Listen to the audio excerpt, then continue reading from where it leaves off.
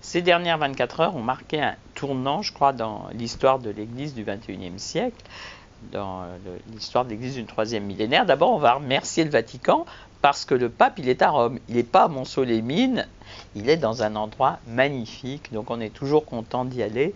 Et je crois que la visite touristique, autant que politique, des chefs d'État du monde entier, des hautes personnalités qui se trouvaient là, elle était plus sereine, plus belle, plus agréable sur la place Saint-Pierre que si ça avait été dans n'importe quel autre endroit, parce qu'on peut presque dire que c'est la plus belle place du monde.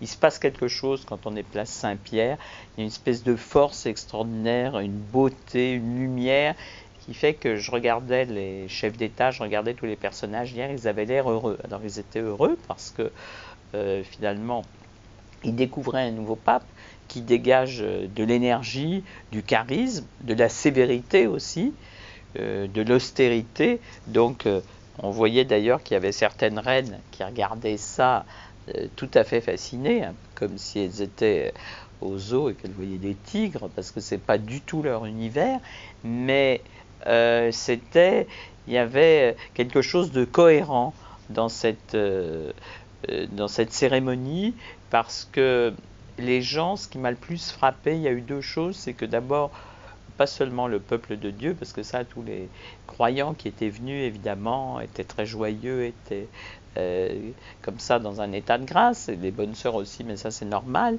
les prêtres, mais surtout, ce qui m'a frappé, c'était le sourire. C'était quand même un univers, le Vatican, où les gens sourient peu, et là, tout le monde souriait, donc je trouve que c'est formidable. Et puis, ce pape, il en impose. Alors, il en impose comment ?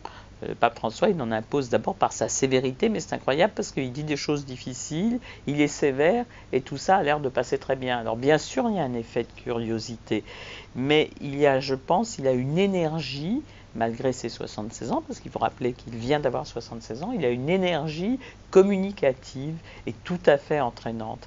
Et ça, je pense que des gens qui étaient place Saint-Pierre hier ont tout à coup découvert ça. Ça a été la première chose, la première fois, le premier contact physique réel avec un pape qui finalement est tactile parce qu'on voit, il touche les gens, il embrasse les enfants. En fait, ça c'est assez banal, mais on voit qu'il le fait comme le faisait Jean-Paul II avec une certaine joie.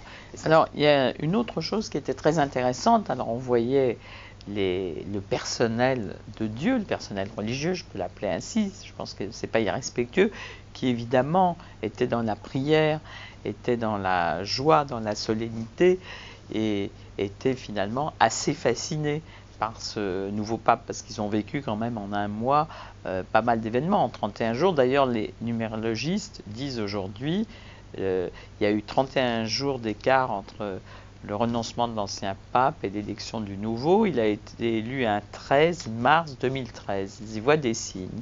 Alors moi, je ne suis pas numérologiste, je ne peux pas vous dire desquels, je ne peux pas les interpréter. En tout cas, c'était extrêmement impressionnant. Et ce qui était amusant aussi, c'est que les hommes politiques, les chefs d'État, ils se surveillaient pour voir qui était mieux placé.